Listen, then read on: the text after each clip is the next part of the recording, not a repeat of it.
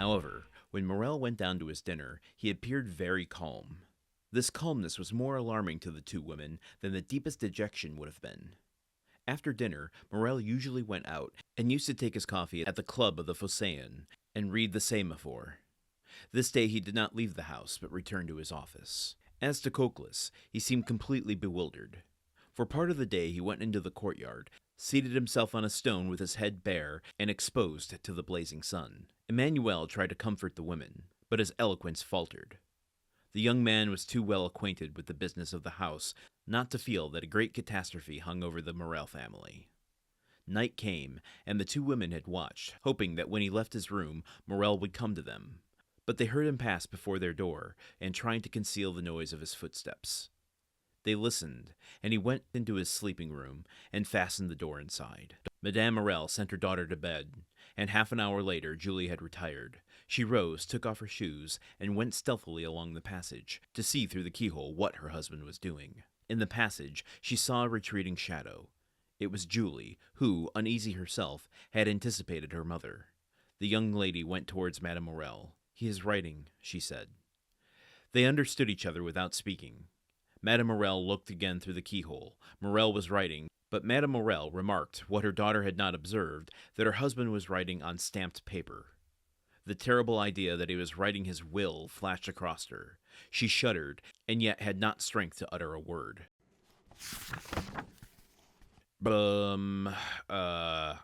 Okay. What? Sorry, I'm struggling to know what to say, and I suppose that, mouth noises like that are not helpful.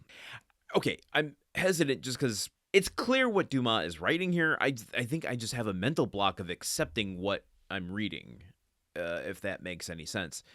I need to break this down. This one's for me, folks. I need to really just put myself here, and I don't want to, but I'm gonna. So yesterday we learned that he owes just under $300,000, as we know, but only has 14,000 francs in his accounts. The math doesn't add up, and he's a ruined man. What do we know of Morrel? He's very honorable, so now we're getting his reaction to what it means to not be able to pay his final bill. And we're getting it through the perspective of the people around him. So Cocles seemed completely bewildered watching Morrel go into the courtyard. Well, as to Cocles, he seemed completely bewildered. For part of the day, he went into the courtyard, seated himself on a stone with his head bare, exposed to the blazing sun. Do they mean Cocles or do they mean Morrel there? I'm not sure. I'm assuming we're watching Morrel out of Cocles's eyes, which makes sense to me because it's that Morrel is unconcerned about the exposure his head is getting to the sun.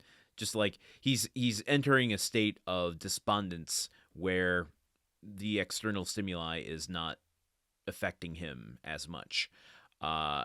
Also, it says here that earlier that he usually went out to take his coffee at the Phocéens. My brief research tells me that was a club for merchants that they would see where did I write all that down?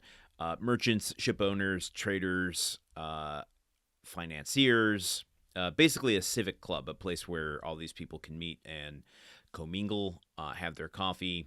And it says that he usually goes there, has his coffee, and reads the Semaphore, which is a newspaper. So that is his usual thing, but he didn't do any of that. He just went to his office. Now, this is behavior of a man that is going through it. He's going through it. He's not feeling super great.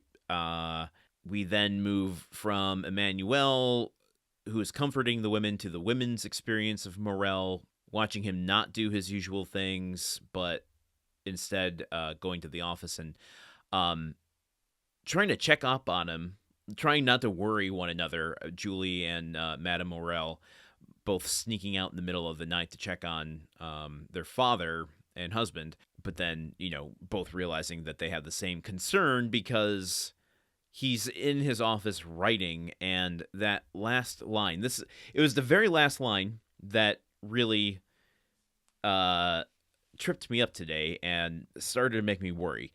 The terrible idea that he was writing his will flashed across her. She shuddered and yet had not strength to utter a word. I mean, Morrel did mention that he would rather take his life than not be able to pay a debt in the previous chapter, and he does not have enough money to pay his debts. Folks, listen, I realize this is not one of my best episodes.